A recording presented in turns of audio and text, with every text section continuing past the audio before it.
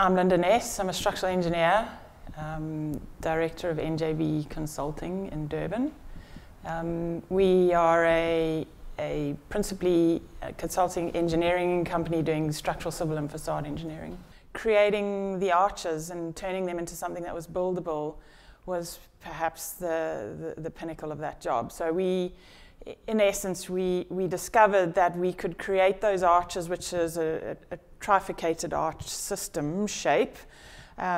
We could cut those out of a sphere that had a thickness. So if you imagine the rind of an orange that's quite thick, we could cut all three of those out of the same orange and bury that sphere down in the ground over the top of the roof and use it to hang the roof.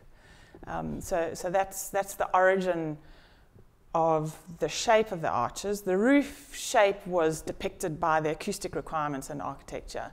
So all we had to do was decide how to hang it and how to tie it. We interestingly enough had to use one of the arches as a tied arch, and for that reason we had the primary girder through the roof was also the tie for the primary arch in the trifurcated arrangement. So that was the start. So, you know, it's all very well running around the office with an orange and a knife saying we can cut this out of a ball. You then have to do that. So that was the next challenge. We knew from the outset that these arches would be on the critical path for the whole project, and we suspected that it was no good putting them up in the sky and then having to go and clad them. So one of the early decisions was to erect the cladding onto these arches before we put them up. Then it was, how do we put them up? How many temporary towers do we have?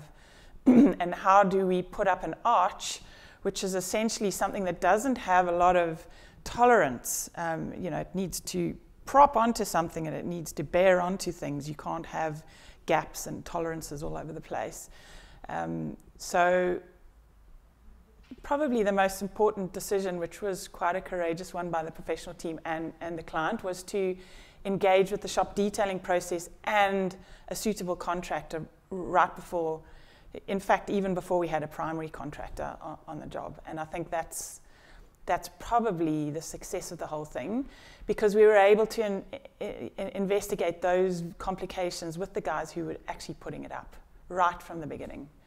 And we were able to engage with the shop detailers who were actually we employed them initially and then novated them over to the contractor. So the geometry, the detailing, the architecture, everything was sorted almost before the main contractor established on site. It was a really amazing process. Actually, on a project like this, there was no alternative really. We could have used some fancy composite Eurocentric material, or, you know, we could have come up with something, I guess, but steel really was the only material we could have used effectively in this country for that kind of structure. And I suspect even in an international arena it would have been the same answer. We have quite an array of skills in the office, as just what was required here, you know, right through from innovation, using dynamo, interlinking all the models, dealing with the architects who were amazing,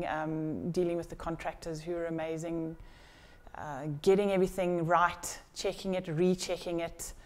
You know, the drudgery of steel design as it can be in the end, every single connection checked, double checked, you know, watching them build it. I'm very proud of my team.